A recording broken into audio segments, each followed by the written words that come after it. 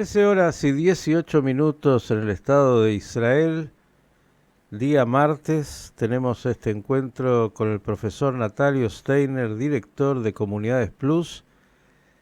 Tantos temas, tantos, desde los disparos nuevamente ayer de cohetes provenientes de la Franja de Gaza sobre territorio israelí, la situación en el norte, las Naciones Unidas, la política interna. Mire, todo eso y mucho más en la agenda de Israel, así que directamente vamos donde Natalio para que él nos guíe. Natalio, ¿cómo estás? Buenas tardes.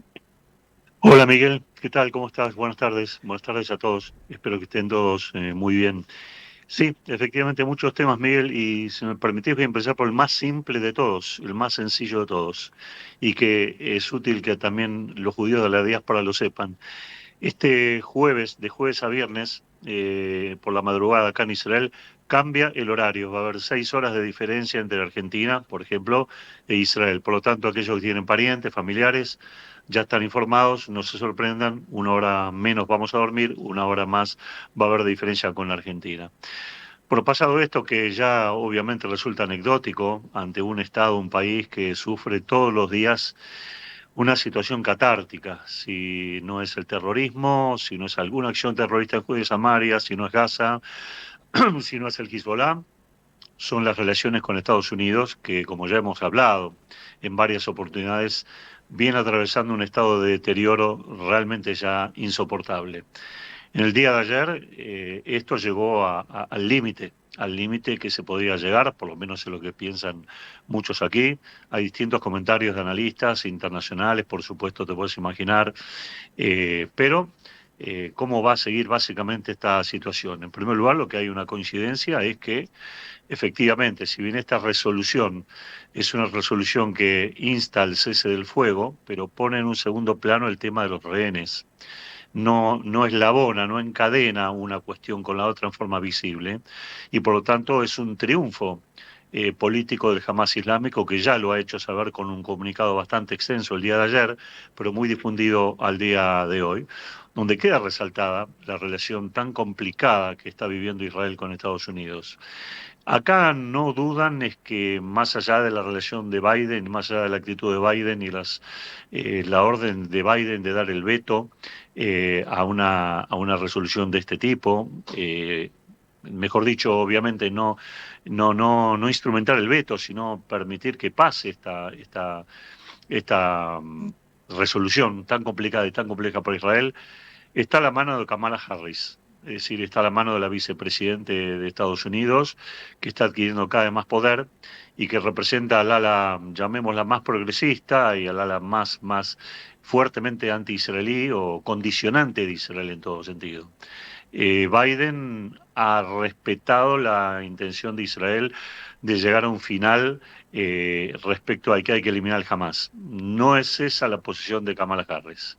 Kamala Harris llama constantemente, y no solamente un cese del fuego por este periodo del Ramadán, como lo establece la resolución, algo que Israel no va a cumplir y va a seguir luchando con intensidad, porque no es resolutiva ni tiene sanciones per se esta resolución, pero evidentemente la vicepresidenta se ha movido mucho, ha tenido muchas declaraciones, ha oficiado de vocero de los sectores más duros dentro del Partido Demócrata estadounidense, y se ha obtenido esta resolución que es muy complicada para Israel. Naturalmente, la primera reacción que vemos hoy aquí a esta resolución es el hecho que el Hamas Islámico ha dicho que no acepta la propuesta de negociación de Israel respecto a la liberación entre 700 y 800 presos de las cárceles palestinas, perdón, de las cárceles israelíes, a cambio de 40, solamente 40 de los cautivos. Además, Israel había puesto y había flexibilizado la idea de que gradualmente podrían volver a la zona norte parte de los habitantes de la Franja de Gaza. Ahora, todo esto ha sido rechazado, básicamente por el Hamas, como insuficiente, ha elevado la apuesta en forma absoluta, y la consecuencia directa es que Israel retiró en gran parte a su comitiva de Qatar. Han quedado algunos miembros de segunda línea, pero otra vez volvemos a foja prácticamente cero, Y esto es una consecuencia directa de lo que ha sucedido ayer. El Hamas quedó fortalecido, ha entendido esta resolución como un apoyo político. Acá se ha impuesto la idea de que es más importante detener la guerra que eliminar al Hamas islámico, o al Hamas ya de por sí como se lo llama. Y esta es una visión que se ha internacionalizado. Estamos más solos que nunca. Esta es la verdad desde el punto de vista en lo que tiene que ver con los países del mundo o con los que apoyan o no apoyan a Israel. Vamos a ver cómo esto va a seguir. Para remontarse a una resolución tan negativa hay que ir al 2016, los últimos días del gobierno de Obama, cuando fue la resolución 2003-34, si no me falla la memoria, que también fue profundamente negativa con Israel. Las relaciones se recompusieron, pero hay que recordar que estaba Trump de por medio. Y si me permitís decir algo más respecto de este tema, el diario Israel Hayom publica hoy un muy extenso reportaje a Donald Trump. Este reportaje fue hecho hace 3, 4 días atrás, pero tiene definiciones muy importantes. Solo voy a leerlas de tapa, que de por sí son muy salientes. Trump claramente dice, refiriéndose a la guerra en Gaza, terminen con esa tarea, o sea, terminen no de cesar el fuego, sino terminen de destruir al Hamas islámico, terminen con la guerra lo antes posible, porque la extensión de la guerra deteriora la imagen de Israel. Trump lo dice en forma rotunda, clara, todo aquello que nosotros sabemos, intuimos y hemos manifestado en varias ocasiones. También lo dice aquí, he sido el mejor presidente para Israel que ha tenido los Estados Unidos. Descalifica profundamente a a Biden, y también descalifica especialmente a Kamala Harris, la vicepresidenta, a la cual tilda de hostil y enemiga del pueblo judío y de Israel. No vacila en decirlo con la contundencia que a él lo caracteriza. Inclusive dice que todo judío que vote a Kamala Harris está votando un enemigo del pueblo de Israel y un enemigo del pueblo judío. También dice que hace 15 años atrás yo fui el mejor político para Israel y desde entonces mi carrera no han tenido más que éxitos para el Estado hebreo. Hoy Estados Unidos vive un momento exactamente a la inversa y termina diciendo de alguna manera que también hasta hace 10, 15 años atrás nadie en Estados Unidos hubiera osado tener las actitudes que está teniendo el gobierno actual del presidente Biden, al cual terminó tildando una vez más como el peor presidente que ha tenido los Estados Unidos. Así que evidentemente vemos los dos ángulos, Miguel, la posición claramente manifiesta de Trump, la posición de Kamala Harris y de Biden, y no lo digo a la inversa porque entiendo que la vicepresidenta en este momento está llevando del timón lo que es la política estadounidense hacia el Estado de Israel, y aquí estamos a la expectativa de qué es lo que va a pasar. Tampoco nos debería llamar la atención el hecho de que el Hamas islámico ayer haya disparado sobre el puerto de Ashdod. Si bien es cierto que el día de ayer mismo fue eliminada la unidad palestina que disparó, esta osadía tiene que ver con el hecho de decir, estamos acá, vamos a continuar resistiendo, nosotros tampoco vamos a aceptar ninguna resolución, porque los palestinos, como se dice acá en Israel, se han subido al árbol pero muy alto respecto a las exigencias que no flexibilizan ninguna. Siguen proclamando el final del conflicto, o sea, no una tregua temporal, sí una tregua total, liberación casi absoluta de los presos en las cárceles israelíes, dejar para el final el tema de los cautivos que tienen en sus manos. Han tenido la osadía de manifestar que equiparan en una misma situación a los presos palestinos con los cautivos por secuestro que han tenido, que hicieron ellos a partir del 7/10, que es un crimen de lesa humanidad absoluto, pero bueno, estas son consecuencias directas de este tipo de situaciones.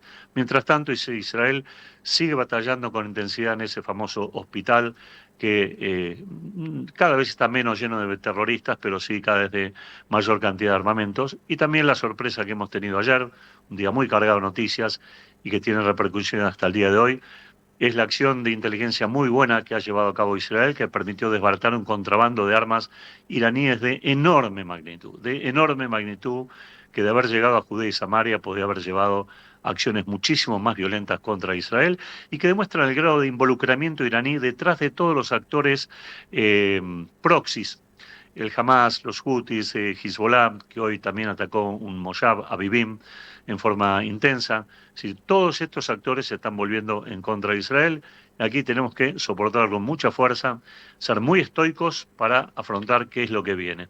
No alcanza aquí una victoria militar, necesitamos la recomposición de la imagen política de Israel. ¿Cómo se va a llevar a cabo esto? La verdad que no lo sabemos. Y es más, y con esto termino y te dejo luego alguna pregunta, alguna inquietud, si realmente tenés, tampoco ha sido beneficioso desde mi punto de vista el hecho que ayer el ministro de Gabinete de Emergencia Israel, Guidón Sar, haya renunciado a su cargo porque no le han dado una participación en el gabinete de guerra, el gabinete compuesto por 5 personas. Yo creo que la merecía, un hombre con amplísima experiencia a nivel militar, con una claridad meridiana desde el punto de vista político, pero este es otro desliz de un gobierno que no está manejando bien los tiempos, las cosas, no está manejando tampoco bien la guerra, y todo esto se está haciendo realmente sentir y mucho en esta deshilachada situación que está viviendo Israel, Miguel. Bien, Natalio, quiero preguntarte algo que va más allá de la crónica informativa. ¿Cuánto ya en Israel? ¿Un año y? Bueno, hoy estamos a 26, ¿verdad? Un año, un mes y 2 días. Bien. Y de ese año, un mes y 2 días, casi 6 meses en estado de guerra. Digo, voy siguiendo como todos toda tu información permanente de esta guerra y te escuchaba recién, no solo en los contenidos de esta crónica, sino también más allá. Y no sé si es cierto, pero se percibe el agobio, digo, el cansancio. Digo, Sí. esto que pasa en vos, ¿es parte de lo que siente la sociedad israelí después de tantos meses de guerra, de ese 7 de octubre que marca un antes y un después, de la incertidumbre de cómo termina esta guerra con el Hamas, esta sensación de estar solos en un mundo que sigue eh, mirando para otro lado? Sí, sí, esto se percibe en la sociedad israelí. Nadie piensa que esto va a empujar a una derrota militar de Israel, porque eso sería el fracaso y la existencia del propio Estado judío. Nadie piensa en eso, no se piensa que se va a llegar a ese extremo, por supuesto. Pero sí, como se dice claramente el refrán, no se ve la luz al final del túnel. No está claro hacia dónde estamos transitando. Están claros ciertos objetivos, lo que no está claro es cómo se van a cumplimentar, porque no se vienen de hecho cumpliendo. Está claro que el Hamas ha sido reducido en su capacidad operativa, pero no está claro cuándo vamos a terminar con el Hamas, militarmente hablando, entrando a Rafah. Está claro que se va a entrar a Rafah, pero no se sabe ni cuándo, ni cómo, ni qué condiciones, y si hay alguna alternativa adicional o hasta dónde van a tensarse la relación con Estados Unidos, que siempre ha sido un aliado que de alguna manera actúa de contrapeso contra lo que el mundo ha perdido, la legitimidad del Estado de Israel. Y te voy a dar un ejemplo más para que se note esto. Este ha sido mi segundo Purim en Israel. Yo ni bien llegué a Israel, viví Purim, un Purim de enorme felicidad. Este Purim fue un Purim de mucha tristeza. Si bien es cierto que es una fiesta que en la sinagoga y las comidas y los presentes, ahí está ese espíritu, pero vos notabas que realmente el espíritu no es el mismo. Estamos golpeados, no lo podemos ocultar, tenemos que hacer un esfuerzo muy grande para salir adelante, estamos cansados. La palabra agobio es una palabra que está presente, en mí por lo menos está muy presente, está todos los días, porque es una situación que realmente estamos recibiendo golpes o palos y no podemos marcar el rumbo de hasta dónde esto va a transitarse y hasta dónde esto va a seguir. Porque aquí nadie olvida todavía, nadie deja pensar todavía que no está resuelta la situación con el Hamas islámico en Gaza y no hemos empezado todavía a discutir bien la suerte de cómo va a seguir los hechos con Hezbollah, que esto es algo que todo el mundo dice, y esperemos abril, esperemos Pesaj, esperemos después de Pesaj, pero pareciera que alguna acción militar contra Hezbollah más contundente es algo que la sociedad pide para poder llegar a alguna resolución y que la gente pueda volver a sus casas. Hezbollah tiene dos objetivos claros que hasta ahora está cumpliendo.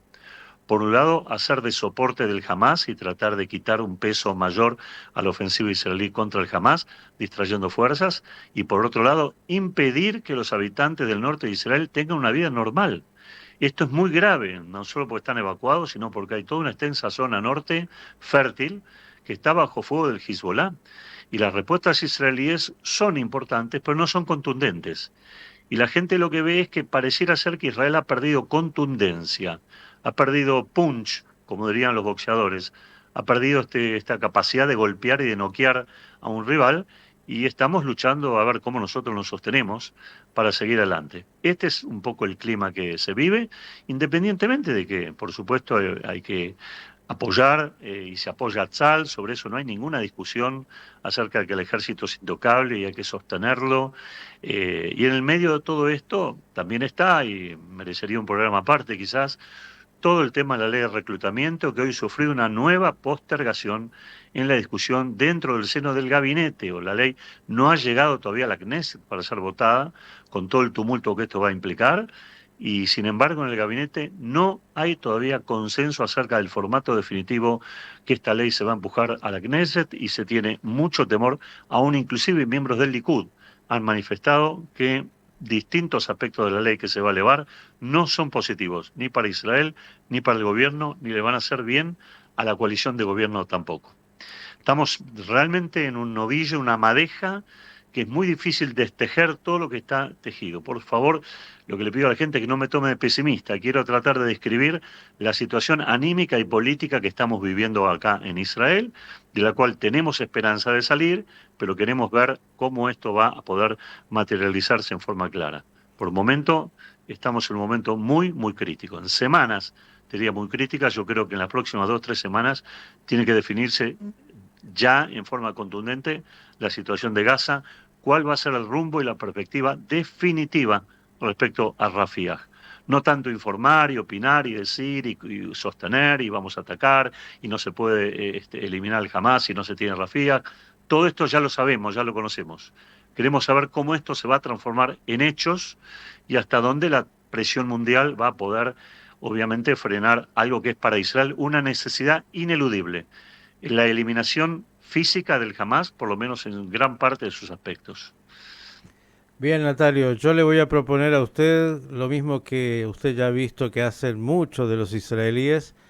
Vaya, un ratito salga con sus nietos a pasear, no piense en Sí, nada, no se informe, cierre su celular un ratito y crea que todo está bien, más allá de todo lo que, como usted comenta, es parte del desafío enorme que está viviendo el Estado de Israel en estos días, el pueblo judío todo. Un enorme abrazo y como siempre el agradecimiento por mantenernos a todos tan actualizados de la compleja realidad que vive ese pequeño gran Estado judío en el cual estás y sos parte. Un abrazo grande, Natalio. gracias, Miguel, muy amable. Vamos a tratar de seguir tu consejo, por lo menos a ver si es posible, aunque sea un rato. Respire un Gracias poquito, y un saludo a toda la audiencia. respire que es imprescindible. Gracias, muy amable. Gracias, Miguel. El profesor Natalio Steiner, trayéndonos la crónica informativa de Israel, más allá de los hechos concretos del día a día, como usted percibe seguramente si sigue también la información, el cansancio, el agotamiento de una sociedad que por más acostumbrada que esté, está muy golpeada y necesita de luces concretas que le permitan ser optimista y respirar.